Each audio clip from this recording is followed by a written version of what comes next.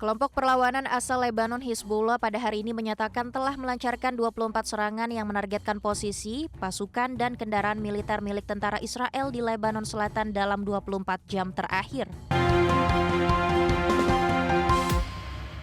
Kita beralih ke informasi mancanegara.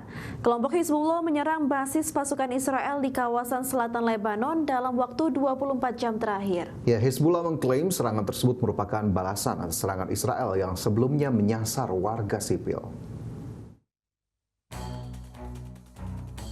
Kelompok perlawanan asal Lebanon Hizbullah pada hari ini menyatakan telah melancarkan 24 serangan yang menargetkan posisi, pasukan, dan kendaraan militer milik tentara Israel di Lebanon Selatan dalam 24 jam terakhir.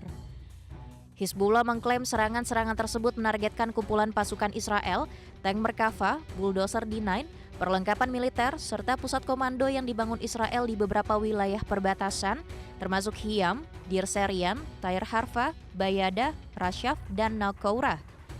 Hizbullah menyampaikan operasi tersebut melibatkan drone peledak, rentetan roket, tembakan artileri, dan rudal berpemandu. Hizbullah juga mengklaim serangan tepat sasaran dalam sejumlah aksi. Kelompok perlawanan itu menyatakan serangan terhadap basis militer Israel dilakukan sebagai respon terhadap pelanggaran perjanjian gencatan senjata oleh Israel. Serangan itu juga diklaim sebagai balasan terhadap serangan Israel yang menyasar warga sipil serta desa-desa di Lebanon Selatan. Di sisi lain, militer Israel mengatakan pasukan angkatan udara telah mencegat target udara yang mencurigakan yang diluncurkan dari Lebanon setelah sirine diaktifkan di wilayah utara. Israel menyebut insiden itu sebagai pelanggaran terbaru terhadap kesepahaman gencatan senjata oleh Hizbullah. Berbagai sumber IDX Channel. Iran menolak proposal perdamaian yang diajukan oleh Amerika Serikat dan menilai tuntutan Amerika Serikat cenderung berlebihan. Presiden Iran Masoud Pezeshkian menyebut akan mempertahankan hak-hak Iran dalam pengakhiran perang. Iran menolak usulan perdamaian yang diajukan Amerika Serikat untuk pengakhiran perang. Pemerintah Iran menilai tuntutan Amerika Serikat cenderung berlebihan dalam perundingan damai ini. Presiden Iran Masoud Pezeshkian pada hari Minggu menegaskan bahwa pembicaraan dengan Amerika Serikat bertujuan mempertahankan hak-hak Iran dan bukan bentuk penyerahan diri terhadap rencana Amerika Serikat. Pezeshkian juga menegaskan Iran tidak akan tunduk kepada pihak yang dianggap sebagai musuh. Hal itu diungkapkan Pezeshkian dalam pertemuan gugus tugas rekonstruksi kerusakan akibat perang Amerika Serikat dan Iran. Ketegangan di kawasan Timur Tengah meningkat sejak Amerika Serikat dan Israel melancarkan serangan terhadap Iran pada 28 Februari lalu. Konflik tersebut memicu serangan balasan Teheran terhadap Israel dan sekutu Amerika Serikat di kawasan Teluk, termasuk penutupan Selat Hormuz. Gencatan senjata mulai berlaku pada 8 April melalui mediasi Pakistan. Namun perundingan di Islamabad gagal menghasilkan kesepakatan permanen. Presiden Amerika Serikat Donald Trump kemudian memperpanjang masa gencatan senjata tanpa batas waktu tertentu, guna membuka jalan bagi diplomasi menuju penyelesaian permanen konflik. Berbagai sumber IDX Channel.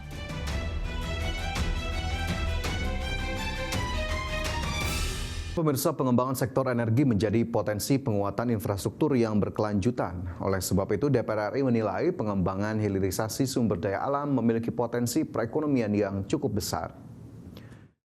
Komisi 11 DPR RI Fauzi Amro menekankan sektor hilirisasi sumber daya alam mampu meningkatkan nilai tambah ekonomi daerah, sekaligus dapat membuka lapangan kerja di setiap wilayah.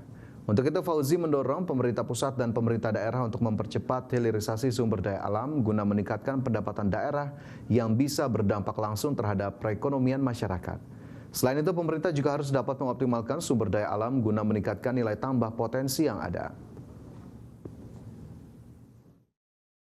Nah, kalau saya melihat bahwa hilirisasi yang potensi di Kalimantan Selatan itu adalah hilirisasi tentang sumber daya alam. Apakah itu batu bara, atau memang perkebunan seperti potensi kelapa sawit, karet dan seterusnya, dan potensi-potensi perdagangan. Potensi hilirisasi ini menjadi kekuatan tersendiri Kalimantan Selatan dengan sumber daya alam yang sangat melimpah. Kita tahu bahwa pertambangan di Kalimantan Selatan ini menyumbang 26% dari konteks pertumbuhan ekonomi. Nah, artinya apa? Kalau dilakukan hilirisasi, ini akan menjadi PAD yang sangat luar biasa, tidak hanya disumbangkan ke pusat, tapi menjadi kekuatan penambah PAD yang ada di Provinsi Kalimantan Selatan. Selanjutnya, pemirsa, pemerintah melalui Kementerian Perdagangan menegaskan Hari Konsumen Nasional atau Harkonas 2026 menjadi momentum penting meningkatkan daya beli dan konsumsi dalam negeri. Menteri Perdagangan Budi Santoso turut hadir dalam acara Flag of Fun Walk untuk merayakan Hari Konsumen Nasional atau Harkonas 2026 di Sarinah Tamrin, Jakarta Pusat. Dalam perayaan Harkonas ini diikuti oleh para konsumen dan pelaku UMKM turut meriahkan acara tersebut. Menteri Perdagangan Budi Santoso menyebut Harkonas 2026 menjadi momentum untuk mengingatkan masyarakat akan hak dan kewajiban sebagai konsumen di tengah pesatnya perkembangan digitalisasi. Oleh sebab itu, Mendak meminta masyarakat untuk lebih cerdas dan hati-hati dalam melakukan transaksi belanja, terutama di platform online. Melalui Harkonas 2026 ini, pemerintah berharap tercipta ekosistem perdagangan yang sehat, aman, dan mampu mendorong pertumbuhan ekonomi secara nasional.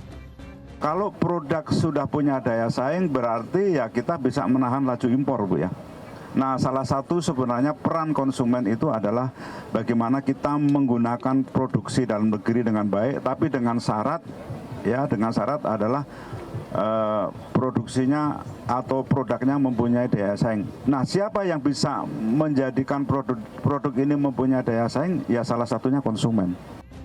Di sisi lain, pemerintah terus memperkuat kolaborasi dengan pelaku usaha, platform digital, serta lembaga terkait untuk melindungi konsumen dari penipuan dan penyalahgunaan data. Selain itu, konsumen dinilai memiliki peran penting dalam meningkatkan daya saing produk dalam negeri dengan memilih produk yang berkualitas. Dari Jakarta, Bagus Prasetya Adi, Dila Aulia, Tim Liputan IDX Channel. Ya, sementara itu pemirsa, pengamat ekonomi dari Selios menyoroti utang Indonesia yang tembus 9.920 triliun rupiah. Di mana Selios meminta pemerintah mengubah program belanja pemerintah dengan insentif langsung berdampak pada masyarakat dan menghentikan program makan bergizi gratis. Pengamat ekonomi Selios Diah Ayu menilai utang Indonesia yang sudah tembus 40,7% dari PDB hingga akhir Maret 2026 tersebut merupakan utang tertinggi sepanjang Indonesia berdiri. Meski utang besar ini dinilai aman oleh pemerintah, yakni di bawah 60% namun debt service ratio atau DSR telah melebihi 40%, sehingga biaya pemerintah cukup besar untuk membayar utang sehingga ruang untuk membayar pendidikan, infrastruktur semakin sempit. Untuk itu, Selios memberikan beberapa rekomendasi, yakni mulai merelokasi belanja dengan menghentikan makan bergizi gratis, menghentikan program Koperasi Desa Kelurahan Merah Putih dan mengganti program prioritas untuk sektor manufaktur yang menyumbang 30% terhadap penerimaan pajak. Pertama, menghentikan makan bergizi gratis. Yang kedua, realokasi anggaran untuk Koperasi Desa Merah Putih itu sendiri dan diarahkan untuk belanja yang benar-benar produktif dan berdampak langsung bagi masyarakat.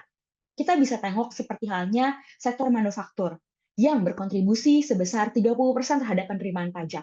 Sayangnya, sektor ini belum mendapat stimulus yang memadai di tengah kenaikan biaya bahan baku akibat ketegangan geopolitik. Lalu harus adanya insentif nyata bagi masyarakat, seperti diskon tarif listrik atau penurunan PPN untuk barang retail dari 11% menjadi 9%, agar daya beli masyarakat tetap terjaga dan roda produksi di tengah masyarakat tidak melambat di tengah ketidakpastian global.